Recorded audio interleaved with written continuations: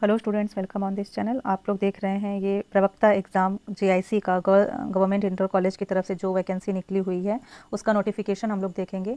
कब एग्ज़ाम का last date है, कब एग्ज़ाम अप्लाई करने का स्टार्टिंग डेट कब से शुरू है, पूरा सारा डिटेल्स हम लोग इस वीडियो में देखेंगे। इसका नोटिफिकेशन इसका हम लोग पढ़ेंगे, जानेंगे सारा डिटेल्स। ओके, तो देखिए इसमें जैसा कि दिख रहा है स्क्रीन पर, ये यूपीपीएससी की तरफ से आयोग की तरफ से परीक्षा आयोजित की गई है, उत्तर प्रदेश लोक सेवा आयोग के द्वारा। इसमें मेल व फीमेल दोनों के लिए ये वैकेंसी आई हुई है गवर्नमेंट इंटर कॉलेज का। इसमें देखिए आवेदन प्रारंभ होने की तिथि है 12 अगस्त और लास्ट अंतिम तिथि है फॉर्म सबमिट करने की 12 सितंबर। 12 अगस्त से 12 सितंबर इसका लास्ट डेट है। और इसमें संशोधन करने के लिए, जैसे कोई भी अगर गलती हो जाती है तो उसमें समाधान करने का ये अंतिम तिथि है 19 सितंबर। ठीक है, 7 दिन का कम से कम फॉर्म सबमिट करने के बाद 1 हफ्ते का समय दिया गया है सुधार करने का। इसमें भी स्टूडेंट्स वही है, ओटीआर नंबर से ही इसमें भी अप्लाई करना है। देखिए कि जैसा दिख रहा है स्क्रीन पर आप लोग को कि सबसे पहले ऑनलाइन आवेदन करने से पहले अभ्यर्थी को ओटीआर रजिस्ट्रेशन करके ओटीआर नंबर प्राप्त करना अनिवार्य है। ऐसे अभ्यर्थी जिन्होंने ओटीआर नंबर प्राप्त नहीं किया है वे ऑनलाइन आवेदन करने के 72 घंटे के पहले आयोग की वेबसाइट https://otrpareksha.nic.in से ओटीआर नंबर प्राप्त कर सकते हैं।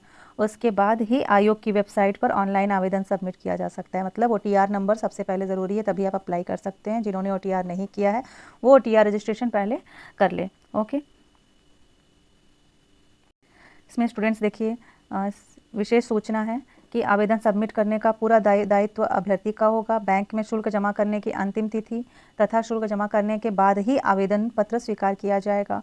और इसमें सारा ये जो है ये ओटीआर के ही थ्रू बेस्ड है एप्लीकेशन सिस्टम। ये दिख रहा है आप लोग को, इसमें ओटीआर नंबर आप डालेंगे, आपका सारा डिटेल वो ऑलरेडी उसमें एप्लीकेशन फॉर्म में आ जाएगा। तो बस उसमें कुछ डिटेल्स आपको उसमें और लिखना है, बस सबमिट कर देना है फॉर्म। तो पूरा ओटीआर बेस्ड एप्लीकेशन सिस्टम इस पर इस एग्ज़ाम पे लागू किया गया है। स्टूडेंट्स देखिए यहाँ पे कैसे फॉर्म अप्लाई करना है उसका पूरा स्टेप बाय स्टेप इसमें बताया गया है कि सबसे पहले प्रथम चरण में अप्लाई क्लिक करना है परीक्षा के सापेक्ष जाकर। जैसे ही आप ये रजिस्ट्रेशन ओटीआर का आप करने के बाद जैसे ही आप शुरू करेंगे एग्ज़ाम फॉर्म अप्लाई करने के लिए, तो उसमें सबसे पहले अप्लाई क्लिक का ऑप्शन आएगा। उसके बाद ऑथेंटिकेट विथ ओटीआर का ऑप्शन आएगा, एक छोटे से बॉक्स की तरह बना होगा, उसमें आपको उसको क्लिक करना होगा। उसके बाद आएगा ऑप्शन, पूछेगा have you completed your OTR registration. तो आपने यस कर दिया है, आपके पास ओटीआर नंबर होगा तो यस का ऑप्शन आएगा, उसमें यस नंबर आप क्लिक कीजिएगा यस को। उसके बाद जैसे ही आप क्लिक करेंगे उसमें आपको इंटर योर ओटीआर नंबर आएगा, वहाँ पर ओटीआर नंबर आपको फिल करना है। उसके बाद आप क्लिक करेंगे click here to authenticate. Okay, उसके बाद अपना जो भी है नंबर वगैरह सब फिल करेंगे। उसके बाद सीधे धीरे धीरे सारा प्रोसेस सामने आता जाएगा, पूरा डिटेल्स। उसके बाद जैसे ही आप ओटीआर नंबर इंटर करेंगे, फिल करने के बाद सारा डिटेल्स वो ओटीआर के थ्रू लेकर आगे का आपको खुद ही फॉर्मेट आ जाएगा सामने, आप उसको सबमिट कर सकते हैं स्टेप बाय स्टेप सब। उसके बाद आपका फ़ी पेमेंट आएगा, फिर फ़ी पेमेंट करने के बाद आपका सारा फाइनल प्रिंट आउट आप निकाल के उसको देख सकते हैं। देखिए स्टूडेंट्स, ये सेकेंड पार्ट में आपका ये एप्लीकेशन डैशबोर्ड में सारा बोर्ड दिखेगा, इसको रीड कर लीजिए। फिर उसके बाद थर्ड स्टेप में ये फ़ी पेमेंट का यहाँ पे ऑप्शन है, उसको कैसे आपको पूरा फ़ी करना है ये इसमें स्टेप बाय स्टेप बताया गया है। और लास्ट स्टेप में देखिए यहाँ पे तृतीय चरण की प्रक्रिया पूरी करने के बाद स्क्रीन पर अभ्यर्थी का आवेदन पत्र खुद से दिखाई देने लगेगा, स्वतः ही प्रदर्शित होगा, जिसके बाद हम इनको वो प्रिंट करके आप निकाल सकते हैं कोई अपना आराम से ईजिली। और अभ्यर्थियों द्वारा ऑनलाइन आवेदन करने की अंतिम तिथि या और संशोधन तिथि तक ही सारा आप इसमें श्रेणी उपश्रेणी डोमिसाइल अपना जन्म तिथि सब कुछ अपना ये डिटेल्स जो भी है वही उसमें रहेगा, मान्य होगा। उसके बाद संशोधन करने के डेट के बाद कोई भी उसमें चेंज नहीं आप कर सकते हैं, इसलिए ध्यान से फॉर्म को अप्लाई करिएगा। अब इसमें स्टूडेंट देखेंगे हम लोग सब्जेक्ट वाइज, विषयवार किसकी क्या योग्यता है, कौन कौन से के विषय के लिए क्या क्या योग्यताएं होनी चाहिए जब आप अप्लाई कर रहे हैं। तो देखिए इसमें पहला है ये प्रवक्ता पुरुष और महिला के लिए सब्जेक्ट दिया है समाजशास्त्र, भूगोल, अर्थशास्त्र, नागरिक शास्त्र, भौतिक विज्ञान, केमिस्ट्री, रसायन विज्ञान, मैथ्स और इंग्लिश। इतना सब्जेक्ट में अगर अप्लाई करना है जिन भी कैंडिडेट को, उन लोगों के लिए क्या क्या ज़रूरी योग्यताएं होना ज़रूरी है। तो उसके लिए किसी भी स्थापित विश्वविद्यालय द्वारा संबंधित विषय में स्नातकोत्तर यानी पीजी की पोस्ट ग्रेजुएशन की इन सभी सब्जेक्ट में पोस्ट ग्रेजुएटेड की उपाधि होनी चाहिए और बीएड किया गया हो। ओके, तो यही समाजशास्त्र, भूगोल, ये जितना भी सब्जेक्ट है इनमें से जिसको भी जो भी सब्जेक्ट में अप्लाई करना है उस सब्जेक्ट से पोस्ट ग्रेजुएट होना चाहिए प्लस बीएड की डिग्री चाहिए। ओके, अब इसी तरह देखिए सेकंड में इतिहास का दिया गया है, तो इतिहास के लिए जो भी पुरुष या महिला कैंडिडेट अप्लाई करना चाहते हैं उनका होना चाहिए संबंधित विषय से मध्यकालीन इतिहास संस्था से आधुनिक इतिहास विषय में स्नातकोत्तर की उपाधि होनी चाहिए, यानी पीजी की उपाधि होनी चाहिए और बीएड की उपाधि होनी चाहिए। इसी तरह बायोलॉजी में है, जीव विज्ञान में भारत में विधि द्वारा स्थापित कृषि विश्वविद्यालय या मानित विश्वविद्यालय संस्था से वनस्पति विज्ञान या जंतु विज्ञान में स्नातकोत्तर की उपाधि। ओके, बायोलॉजी के लिए जिनका पोस्ट ग्रेजुएशन में बॉटनी या जूलॉजी सब्जेक्ट में पीजी हो, दोनों में से किसी एक में, वो बायोलॉजी में अप्लाई कर सकते हैं। दोनों में से कोई भी एक सब्जेक्ट हो, चाहे वनस्पति विज्ञान या जंतु विज्ञान, प्लस उसके साथ बीएड की डिग्री होनी चाहिए, वो लोग बायोलॉजी के लिए अप्लाई कर सकते हैं। इसी तरह हिंदी का है, हिंदी के जो भी कैंडिडेट अप्लाई करना चाहते हैं उनका हिंदी में पोस्ट ग्रेजुएशन होना चाहिए प्लस बीएड की डिग्री होना चाहिए।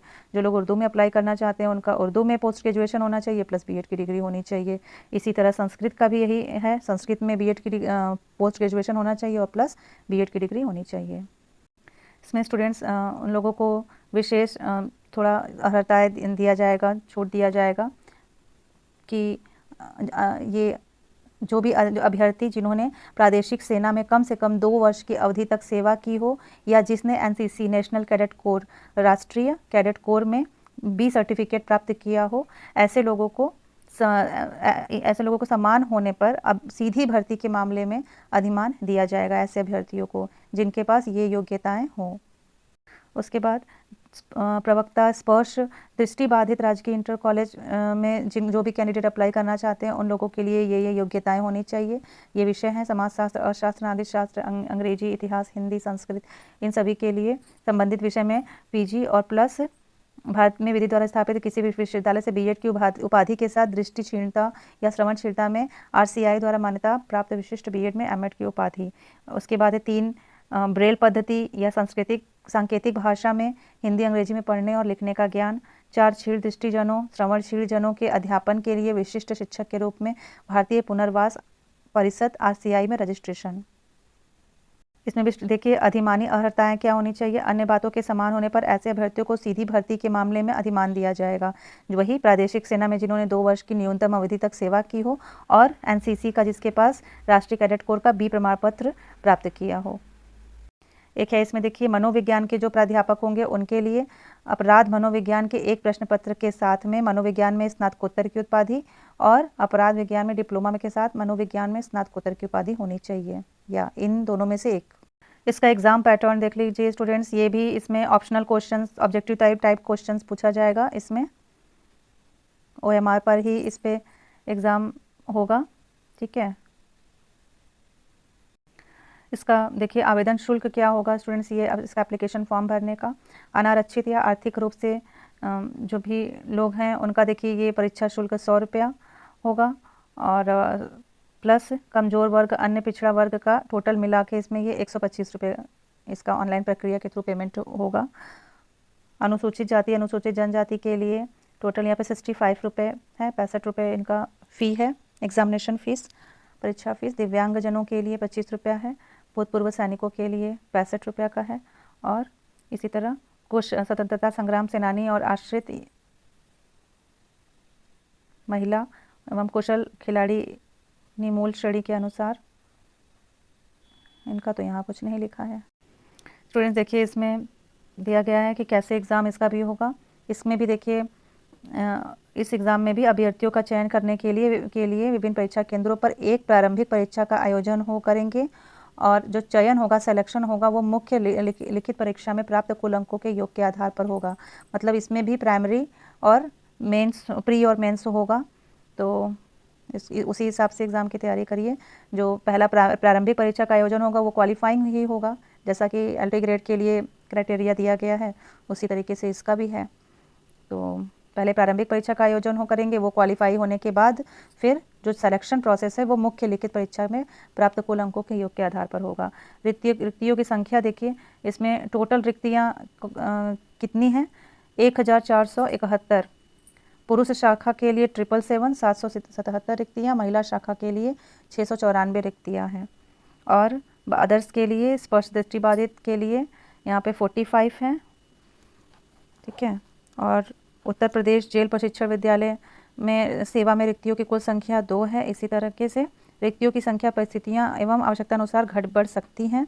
इसका वेतनमान हम देखेंगे तो प्रवक्ता पुरुष या महिला राजकीय इंटर कॉलेज लेवल 8, दृष्टिबाधित राजकीय इंटर कॉलेज में इसमें देखिए लेवल 8 यही सब है, लेवल 7 इनका वेतनमान है। इसमें एक बार आरक्षण का हम लोग देख लेते हैं कि उत्तर प्रदेश के अनुसूचित जातियों, अनुसूचित जनजातियों, पिछड़े वर्ग और आर्थिक रूप से कमजोर वर्गों के अभ्यर्थियों के लिए आरक्षण विद्यमान शासकीय नियमों के अनुसार दिया जाएगा। तो ये सब है इसमें दिया गया, इसको आप लोग भी पढ़ लीजिए।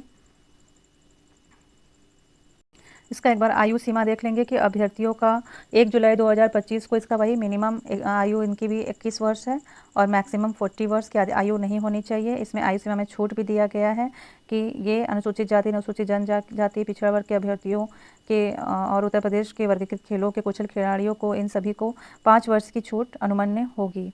ओके, अर्थात उनका जन्म 2 जुलाई 1980 के पहले का नहीं होना चाहिए। और बाकी आप लोग भी इसको आगे पढ़ लीजिए। मुख्य लिखित परीक्षा के संबंध में कुछ सूचनाएं हैं। इसमें दिया गया है कि प्रारंभिक परीक्षा में सफल होने वाले अभ्यर्थियों को ही लिखित परीक्षा में सम्मिलित करने के दिए जाएंगे। ये देखिए बड़ा ज़रूरी यहाँ पे सूचना है, थोड़ा ध्यान से इसको देखिए। वही है कि पहले प्री एग्ज़ाम में क्वालिफाइड जो हो जाएंगे उन्हीं लोग को मेंस में शामिल किया जाएगा और वही लोग आवेदन कर सकते हैं। उसका शुल्क देखिए अभी से बता दिया गया है कि उसका भी कैटेगरी वाइज जो है यहाँ पे शुल्क निर्धारण किया गया है, तो इसको आप लोग देख लीजिए। और आवेदन पत्रों में किए जाने वाले समस्त दावों की पुष्टि यहाँ पे स्वप्रमाणित होंगी। देखिए स्टूडेंट्स, यहाँ पे कुछ हैं जो कि जब आप वो क्वालिफाई कर लेंगे मेन एग्ज़ाम, उसके बाद क्या होगा, नियुक्ति हेतु चयनित अभ्यर्थियों को नियमों में अपेक्षित स्वास्थ्य परीक्षण कराना होगा। उसके बाद ये सारा अपना इसको रीड कर लीजिए। इसमें भी स्टूडेंट्स 1/3 नेगेटिव मार्किंग है इस एग्ज़ाम में भी। देखिए इसमें नेगेटिव मार्किंग देख लेते हैं, ये लास्ट है इसका कि देखिए प्रत्येक प्रश्न के लिए यहाँ पर वैकल्पिक 4 वैकल्पिक उत्तर दिए जाएंगे प्राइमरी परीक्षा के लिए और उम्मीदवार को प्रत्येक प्रश्न के लिए दिए गए एक गलत उत्तर के लिए यहाँ पे 1/3 0.33 ओके, ये इतने मार्क्स दंड के रूप में काटा जाएगा, यानी नेगेटिव मार्किंग है तो अच्छे से एग्ज़ाम देना है। और इसमें देखिए क्राइटेरिया दिया गया है कि अनुसूचित जाति, अनुसूचित जनजाति के अभ्यर्थियों के लिए मिनिमम स्टैंडर्ड जो क्वालिफाइंग स्टैंडर्ड 35% और बाकी सभी के लिए यहाँ पे 40% क्वालिफाइंग मार्क्स दिया गया है। तो 40% क्वालिफिकेशन इसका मार्क्स जब आप क्वालिफाई कर लोगे तभी आप मेंस एग्ज़ाम में इसके आगे अप्लाई कर सकते हैं। तो चलिए तैयारी करते रहिए और बाकी का जो भी है इसके लास्ट का इसको रीड कर लीजिए। चलिए, thank you for watching this video, keep watching. अगर वीडियो ये पसंद आए तो इसको ज़्यादा से ज़्यादा शेयर कीजिए ताकि और भी सभी लोगों तक ये जानकारी पहुंच जाए, सारे डिटेल्स इन्फॉर्मेशन प्रवक्ता का परीक्षा ये अप्लाई करने के लिए। Good luck for your exam, thank you.